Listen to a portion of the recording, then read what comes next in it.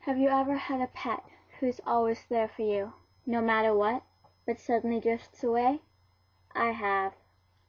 On a sunny day, sometime in April or May, I decided to go for a walk.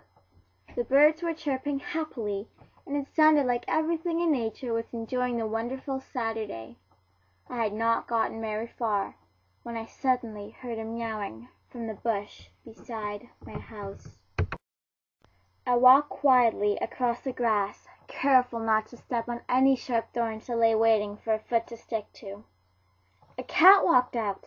It was black on the back, brown on the sides and stomach, and had a white spot on the belly. I realized it had no collar, so I took it in and let it stay.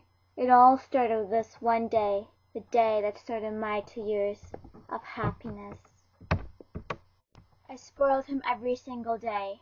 Since he was an outside-inside cat, we had to leave him alone when we went on our vacations. He would always be in the same bush outside, waiting for me to come back, trusting me.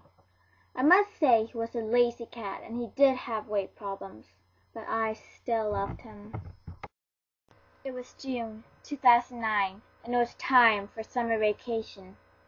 I kissed him goodbye on our terrace, and then ran off to the taxi where my parents and little brother were waiting.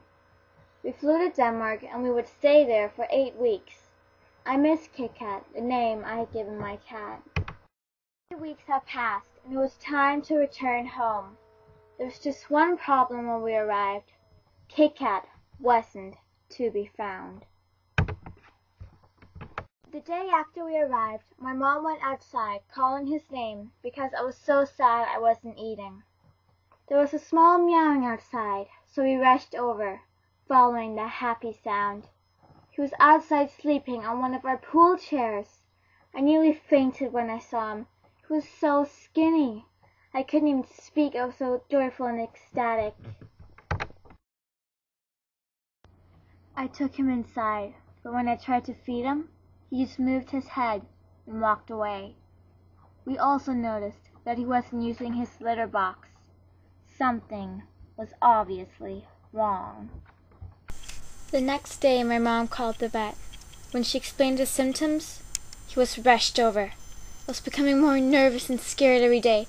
What's wrong with him? Will he survive? Will he ever come home? These 3 main questions were floating around in my head, rushing around the cars on a highway. The week was going fast, and we were visiting him every day. He was on so much medication that I was beginning to fear that he would overdose, as he was only 4 years old.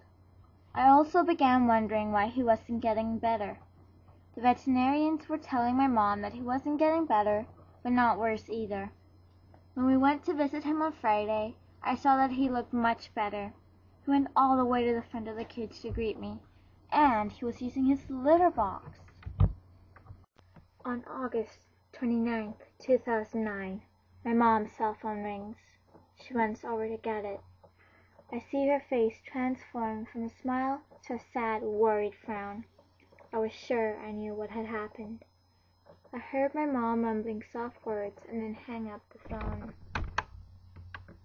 She slowly walked over to me and said that Kit Kat had died of a heart seizure this very morning.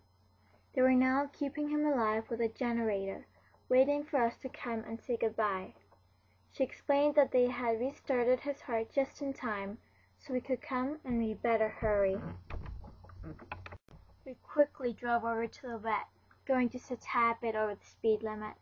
It crushed my heart seeing Kit Kat laying in a locked-up cage, helpless and hopelessly waiting to die.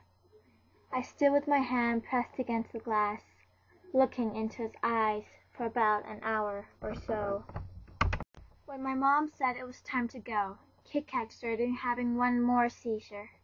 I saw him rolling around in pain, having a spasm. I felt scared looking at him roll around, knocking his head into the hard walls. We decided to put him to sleep because we didn't want him to suffer anymore. I was crying on the way home, knowing that that was the last time I would ever see him. He was gone forever.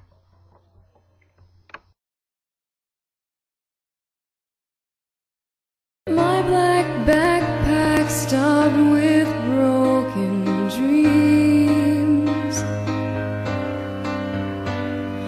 $20 should get